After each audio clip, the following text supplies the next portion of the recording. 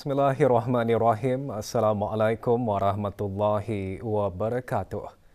Jabatan Perdana Menteri mengadakan majlis doa selamat bagi 5 pegawai dan kaki tangan yang akan menunaikan ibadah haji pada tahun ini. Majlis diadakan di Jabatan Perdana Menteri. Hadir yang berhormat Pihin Dato' Laila Raja, Meja Jara Bersara Dato' Paduka Seri Haji Awang Halbi bin Haji Muhammad Yusof, Menteri di Jabatan Perdana Menteri dan Menteri Pertahanan kedua. Majlis dimulakan dengan bacaan surah Al-Fatihah dan doa selamat dan diikuti dengan penyampaian sumbangan derma. Majlis antaranya bertujuan untuk memohon keberkatan Allah Subhanahu Wa Taala agar semua bakal jemaah haji mendapat rahmat, perlindungan, keselamatan dan kesejahteraan semasa berada di Tanah Suci.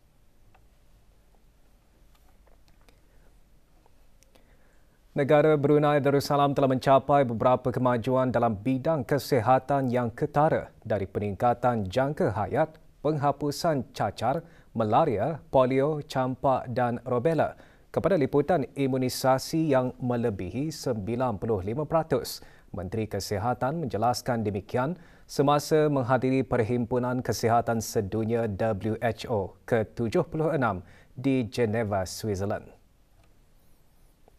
Yang berhormat Datuk Seri Setia Dr. Awang Haji Muhammad Hisham bin Haji Jaafar juga berkata, di negara Brunei Darussalam peningkatan yang paling ketara ialah penggunaan aplikasi mobile kesihatan BruHealth yang kini mempunyai liputan melebihi 90% penduduk, pengurusan infrastruktur data kesihatan dan penggunaan Artificial Intelligence AI.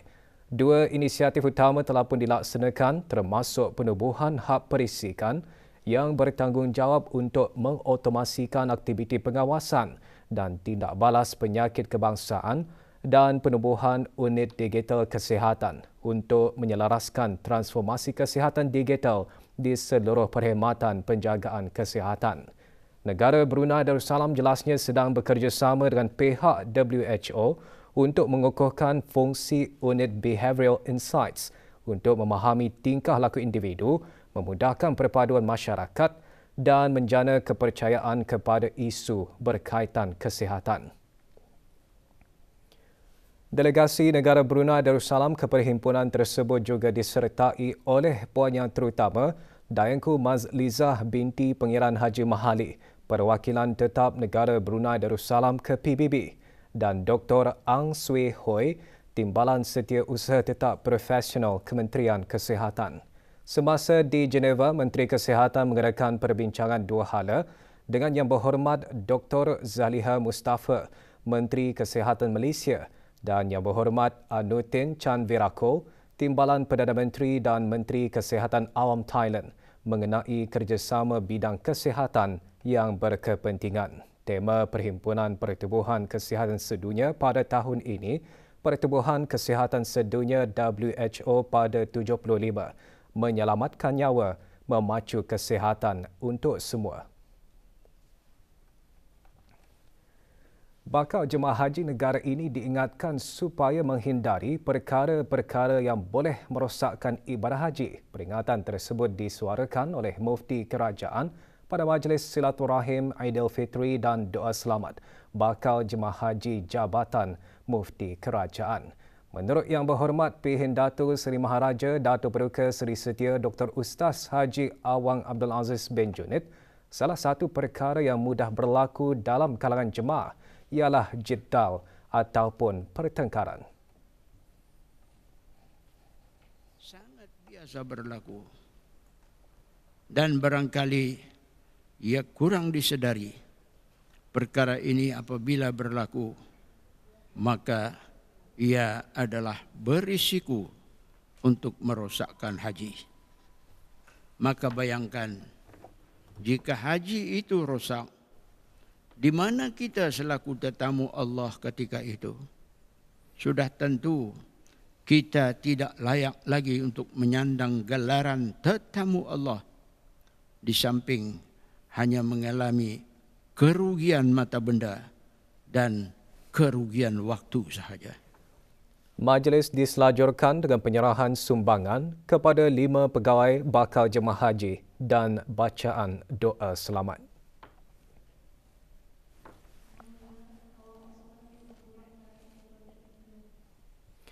Dalam berdepan keadaan yang semakin kompleks dan mencabar, para pelajar Fakulti Syariah dan Undang-Undang Universiti Islam Sultan Sharif Ali Yunisa perlu celik dengan cabaran bidang digital.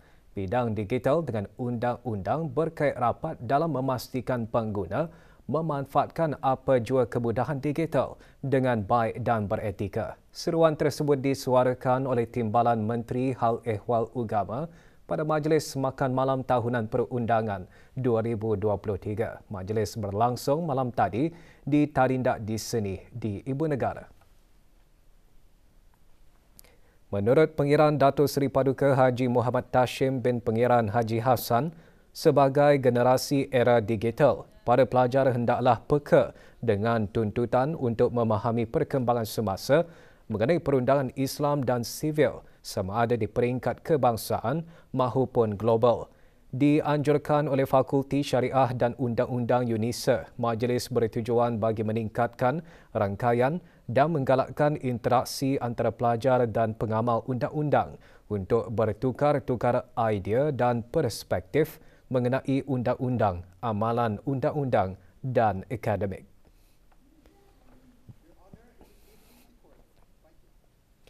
Sebagai pengiktirafan kepada pelajar-pelajar yang memperoleh pencapaian cemerlang dalam bidang akademik dan co-curriculum, Sekolah Agama Arab Menengah Perempuan Raja Isteri Pengiran Anak Hajat Salihah, Kampung Katok, mengadakan majlis hafla takharuj pelajar-pelajar sanah 10 fast track dan 11 sekolah berkenaan.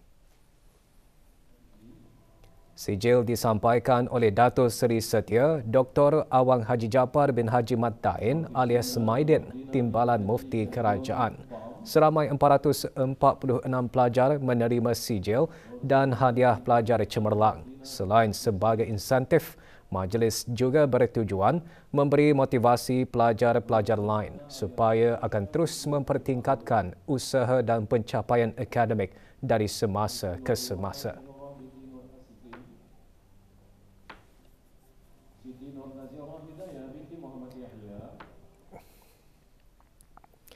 Kementerian Kesihatan dari semasa ke semasa memastikan pusat-pusat rawatan buah pinggang hemodialisis mencukupi di negara ini.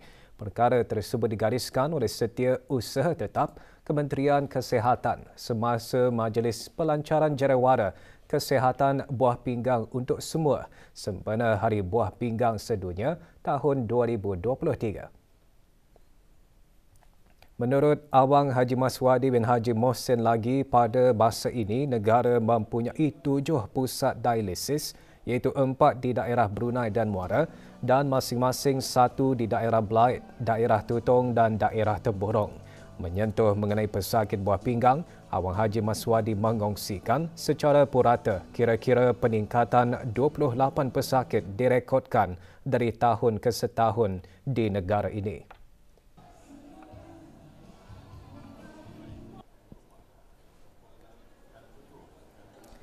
Dianjurkan oleh Jabatan Perkhidmatan Renal Jarawara dihasrat dapat meningkatkan kesedaran orang ramai tentang kepentingan menjaga kesihatan buah pinggang serta masalah yang berkaitan dengannya serta pemeriksaan saringan kesihatan untuk orang ramai.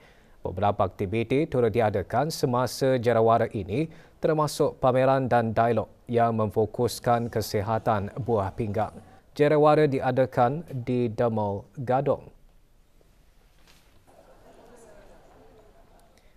Tata cara pengislaman yang betul dan meningkatkan pengetahuan syahadah antara perkara yang diterapkan kepada 50 peserta bengkel syahadah. Bengkel 3 hari itu berakhir dengan majlis penyampaian sijil yang berlangsung di Pusat Dakwah Islamiah. Penyampaian sijil disempurnakan oleh Awang Haji Abdul Rajid bin Haji Muhammad Saleh, Pengarah Pusat Dakwah Islamiah.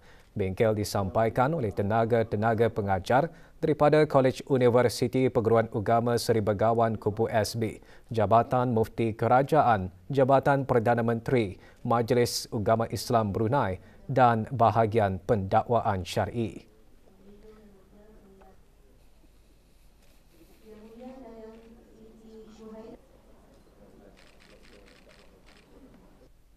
Kami mengetahui dasar-dasar dan batas-batas untuk kami menganukan kepada saudara kita ni yang memerlukan ilmu dalam pembelajaran Islam, terutamanya saudara baru inilah. Alhamdulillah, dalam bengkel Ani Jua dapat dibuat penyelarasan antara keempat-empat buah daerah mengenai dengan tata cara pengislaman. Kemudian di samping itu juga, dalam bengkel Ani kami dapat bertukar-tukar pendapat dan permasalahan. Dapat lagi memantapkan lagi pengetahuan kami mengenai dengan tata cara pengislaman yang betul.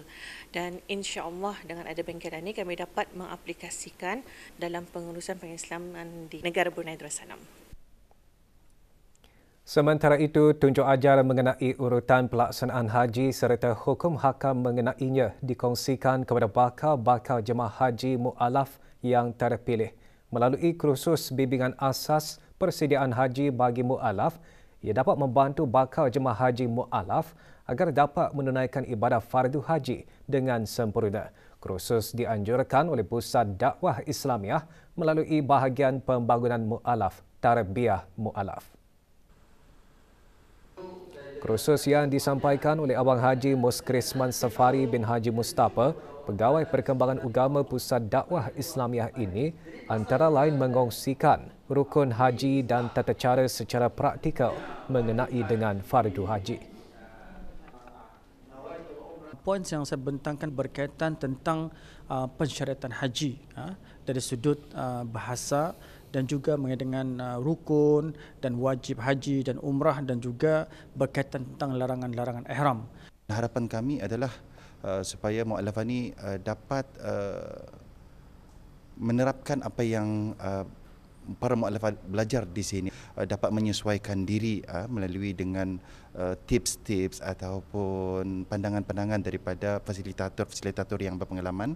Melengkapkan diri saya dengan ilmu-ilmu, alhamdulillah, Pusat Dakwah Islamiah Brunei mengadakan kursus bagi bakal jemaah haji, jadi saya mengikut kursus tersebut. Saya mewakili mualaf ingin mengucapkan terima kasih kepada kerajaan Kaabah Duli kerana menyediakan tambang ini khasnya untuk kamilah. Semoga Kaabah Duli panjang umur, sihat tubuh badan dan kekal memerintah. Program Kembara Sejarah bermaklumat untuk mempromosikan sejarah negara dalam kalangan rakyat dan penduduk negara Brunei Darussalam. Kementerian Kebudayaan Belia dan Sukan menganjurkan program Kembara Sejarah yang membongkarkan masa lalu selain menjadi inisiatif pendidikan untuk menyebarluaskan fakta sejarah yang menarik mengenai negara ini. Hadir Dr. Haji Muhammad Hadi bin Muhammad Melayong, Pengetua Pusat Sejarah Brunei. Kira-kira 300 pelajar menghadiri program ini yang diadakan di Dewan Serbaguna IBTE Kampus Agroteknologi. Seorang lelaki tempatan diharapkan ke Mahkamah Magistrate Bandar Seri Begawan atas kesalahan di bawah Seksyen 146-1-D Perintah Eksais 2006. Muhammad Rafiuddin bin Haji Samri, 39 tahun, ditangkap pada 7 Julai 2022 di kawasan bengkel kereta di Kampung Anggrek Desa. Semasa tangkapan, pihak berkuasa menemui 23 karton, 11 paket dan 7 batang rokok berbagai jenis dan wang tunai berjumlah RM708. Tertuduh mengaku bersalah dan dijatuhi hukuman denda sebanyak RM43,880 atau 16 bulan penjara jika gagal membayar denda. Sementara itu, semua barang yang terlibat dirampas untuk dimusnahkan, manakala wang tunai hasil jualan rokok dirampas untuk diserahkan kepada kerajaan. Berita sukan, atlet-atlet yang terpilih bagi menyertai Sukan Para ASEAN ke-12 Kemboja diingatkan untuk sentiasa berwaspada agar tidak menggunakan ubat-ubatan yang terlarang dan tidak dikenal pasti sehingga boleh mengakibatkan atlet hilang kelayakan untuk bertanding dan seterusnya digantung dari sebarang penyertaan.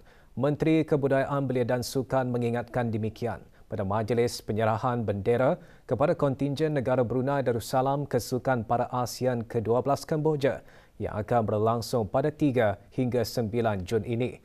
Yang berhormat Datuk Seri Setia Awang Haji Nazmi bin Haji Muhammad juga menekankan para atlet perlu menjaga disiplin dan kesihatan masing-masing sebelum dan semasa kejohanan.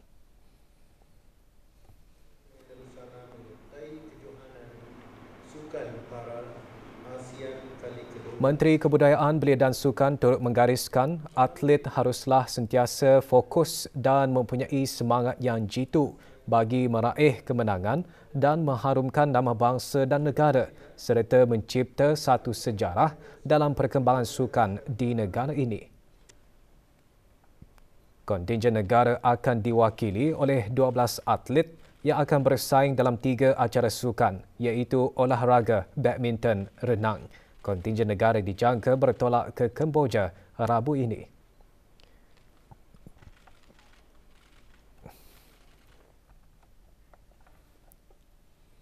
Acara Wakaton Amal Tabung Anak-Anak Yatim Daerah Temburong mengisikan hari ketiga program Ketempurong Bisai edisi Hari Keluarga Kebangsaan diadakan di Dewan Utama Kompleks Dewan Kemasyarakatan Daerah Temburong. Acara dianjurkan oleh Jawatankuasa Tabung Derma Anak-Anak Yatim daerah berkenaan. Pelepasan Wakaton sejauh lebih kurang 2 km disempurnakan oleh Pengiran Muhammad Amir Mubarak bin Pengiran Haji Hashim, Pegawai Daerah Temburong. Acara ini bertujuan mendapatkan kawangan khusus untuk mengisi tabung anak-anak yatim daerah Temburong dengan keseluruhan kutipan dimanfaatkan untuk menampung dan membiayai perbelanjaan bagi menangani kesejahteraan anak-anak yatim di daerah berkenaan. Program Ketempurong Bisai edisi Hari Keluarga Kebangsaan berakhir hari ini.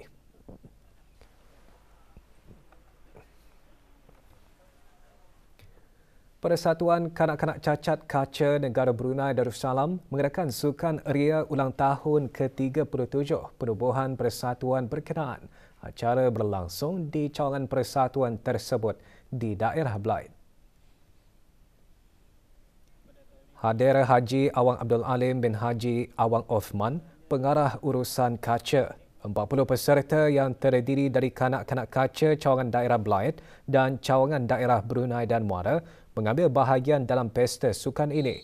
Acara antara lain bertujuan mengeratkan kerjasama dalam kalangan ibu bapa dan kaca dalam aktiviti sosial di samping mencungkil bakat bagi mewakili sukan OKU di peringkat nasional dan serantau.